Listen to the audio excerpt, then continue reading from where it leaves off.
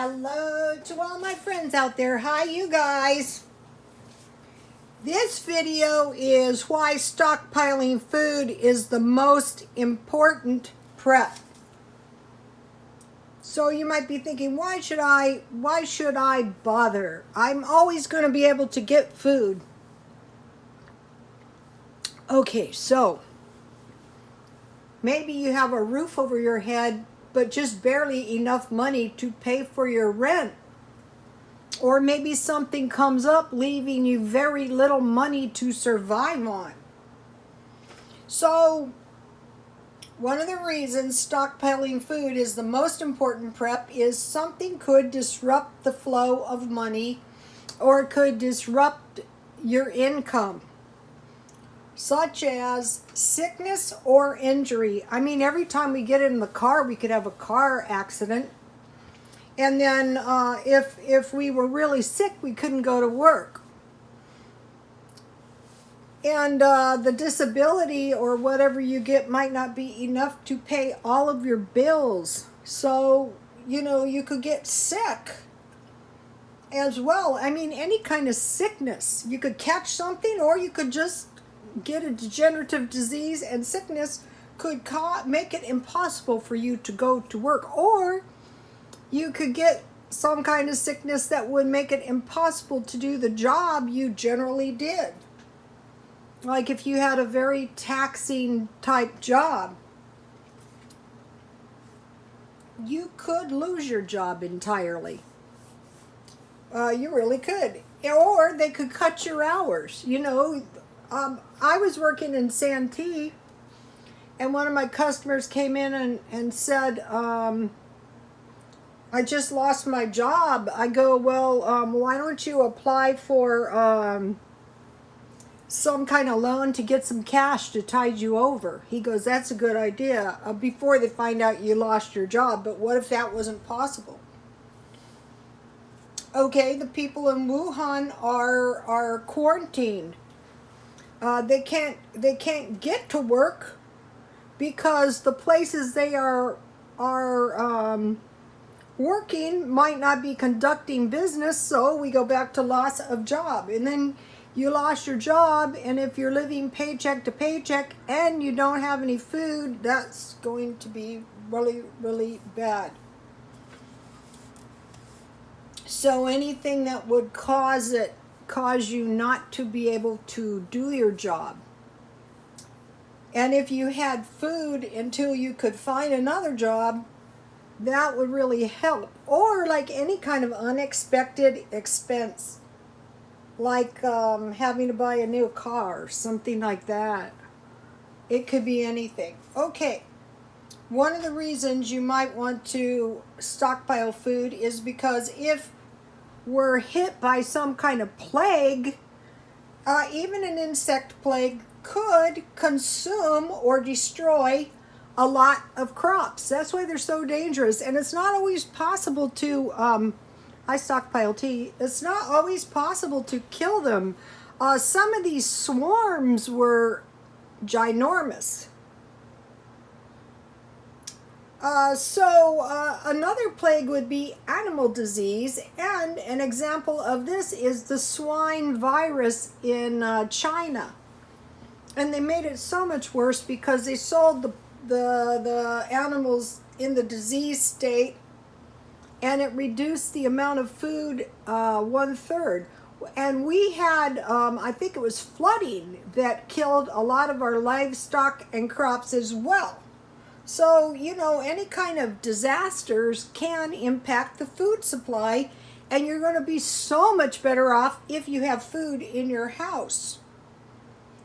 So, examples of animal disease would be mad cow, and the bubonic plague was caused by rats. Those would be a plague.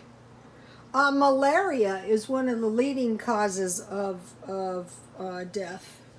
So plagues could reduce the amount of food. Also, the pork virus, reduced the amount of food. So then the other thing that happens is an increase in the price of food because there's less food, and so your buying power could be greatly reduced. So if you're just barely getting by and something happens to increase the price of your food, that is also bad. You know, this last month, my Medicare Part B took out $125. Okay, I was lucky because what they do out here is they give you the exact same dollar amount in an EBT card, and you can go to the food pantries. But I also had a $50 rent increase coming, you know, every year out here. So that is $200.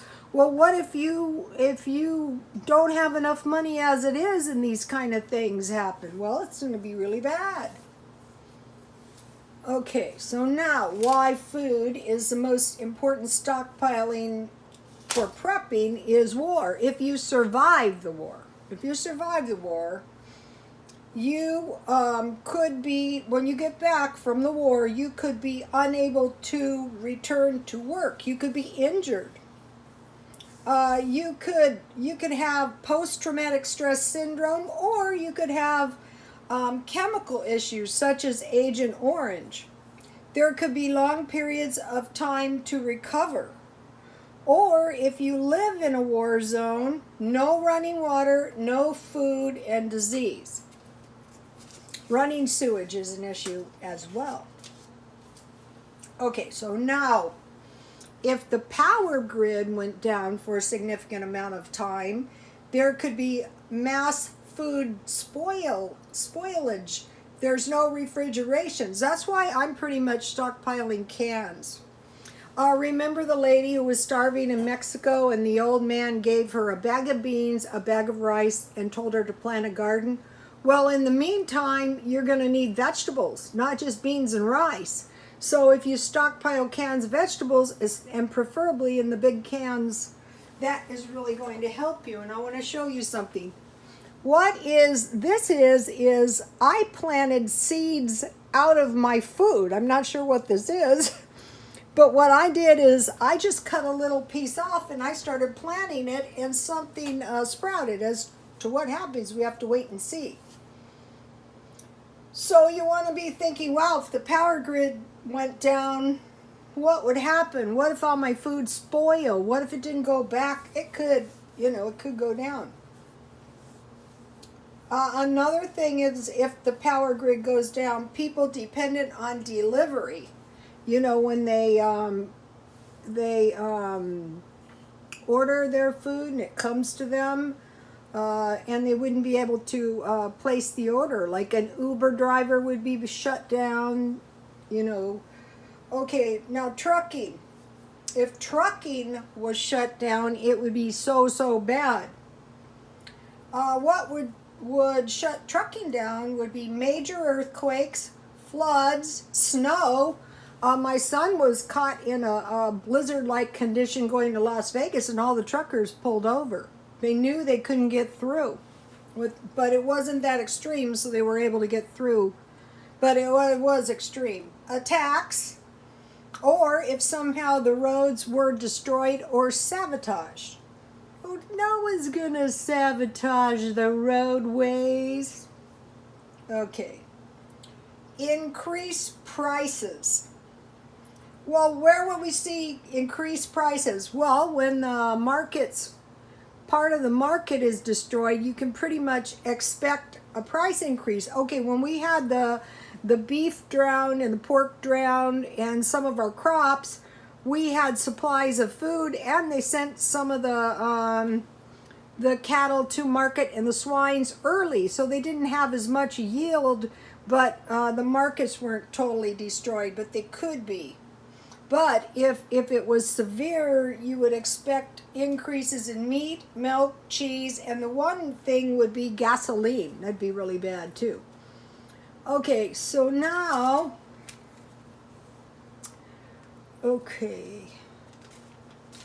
another thing that could really reduce the ability to get food would be martial law conditions. If there was no food and there was rioting and all kinds of violence, then it would be hard. They might close the stores down, and we would have martial law. And then if you carry it on, I heard in China they're not allowed to hoard food. So then what does that mean? Well, that means they have to acquire this food in a small amount. So that is why when they want to start controlling us by giving us these small incomes, imposing all these rules and regulations, it's so bad. Okay, another thing is major economic shifts. Okay, something happens and people are only buying necessary items. They're just buying food, and they're paying their utilities and gas, and so that is going to disrupt the markets. So some of the markets that might be affected would be entertainment prices, like movies, like going out, like maybe even sporting events. People might stay home and watch them on TV. Anything that could be cut out of the expenses. People shopping online as opposed to going to shopping centers in stores is going to negatively impact stores and numbers of employees employed. When you see these kiosks where you ring up your own groceries and you order your own food, those are going to be taking jobs. Okay, another problem would be discount vendors unable to get product. And you go, oh, well, that would never happen. It could. Increase in alcohol, caffeine, cigarettes, and Diet Coke has increased, and cans are fairly expensive now. They say at this time the consumption of coffee, the demand has already exceeded the market. Okay, major economic shifts. People are only buying what they absolutely need, and this could lead to some kind of economic collapse. All kinds of things can lead to a collapse.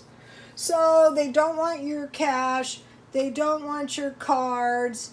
So some people are saying, and I agree with this, silver coins, quarters, nickels, and dimes, or buy silver, but the coins are safer. What if you can't get your money out of the bank? Also, there could be a currency swap. So they might go from cash, from cards, to some kind of Bitcoin. Okay, if large regions were destroyed, then the basic income would come in, and people would have, like, very, very large regions, and people would have to survive on very low incomes, and then there would always be something coming up, like, well, we're taking some for your medical, well, we're increasing your rent, well, the price of this and the price of that. So you get the idea. Okay, so now what I want to stockpile mostly is canned food. So one thing, like, say if first of all, you can't hoard food in China, but canned food cannot be contaminated. Water, if all you have, you can boil water to sanitize it as best you can. And there's a way to put a little bleach in to sanitize it. I think it's a drop or two, but I'm not sure. You have to look that up. So some of the things you might want to stockpile are milk. So I found at Walmart this milk for $4. I prefer like fairly small cans so that nothing contaminates them.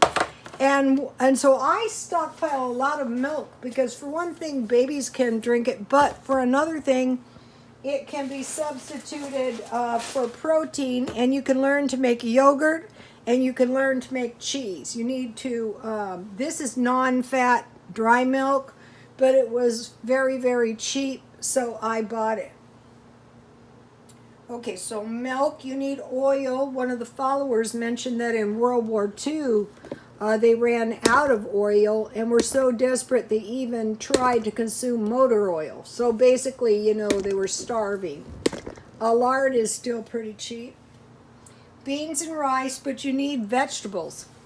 I've spent about a week making all kinds of vegetable soup, but it's going to be so much better if you have milk. Instant beans, rice, instant potatoes. Those are your carbs. Then you want to be able to make bread. Flour, yeast, salt, and sugar. And if possible, if you can have chickens, that is really going to help you. Okay, now. All right.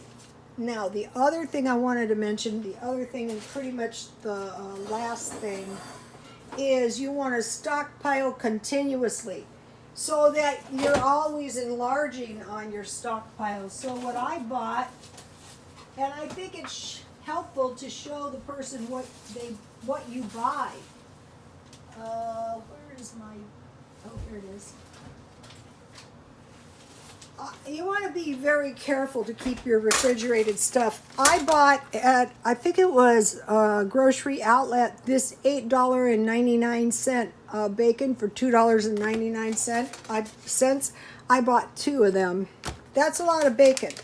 And then these are Canadian bacon, and these are like bacon ends. I like, these were $2.99. These are pretty cheap. I like to get this because you can cut them up in little pieces. You can put them in your beans and Canadian bacon, or you can make a ham, an egg, and Canadian bacon sandwich. You can put it in those little Alfredo packages, and you can put it in macaroni and cheese or scalloped potatoes. And then I shopped around and I found this turkey burger for $2, and then I cut it in 4 pieces. So my hamburgers are like 50 cents each. So that's pretty cheap. So you want to buy reduced food, buy food on sale, and keep your eye out for really good deals. And then I just have another thing. Okay, so you might be going, wow, I don't have all this extra money to be buying stuff. Well, I found the disinfectant spray for $1. This could really come in handy. One of the most dangerous things are common vents. So, you know, these big apartment complexes or cruise ships, you have common vents. So you might want to find a way to ventilate. Keep this in mind, and you might want to seal common vents. And then the other thing to control roaches, I bought this for $1, or any kind of insects. And when I worked in hair salons, a lot of times they had insects, but I could pretty much control them by spraying the inside of the drawers and spraying around the edges at the baseboards with this kind of stuff. And also I have baits. And then just one more thing, I don't want to forget this. Okay, another bad thing is spiders, and a lot of people, oh, you are unnecessarily worried. Okay, a brown recluse spider or some kind of spider, if you have the medicinal charcoal, not like a briquette, charcoal, you mix it into a paste and put it on the bite, and that will draw the poison out. So these are some of the reasons why stockpiling food is your most important prep. Maybe next to a weapon. You know, that when my family was living in Missouri, they were Mormons, and the militia came, and it was their intention to kill them. But they were able to get out. What they did is they ran out for their lives, And the only reason they were able to survive is they had weapons.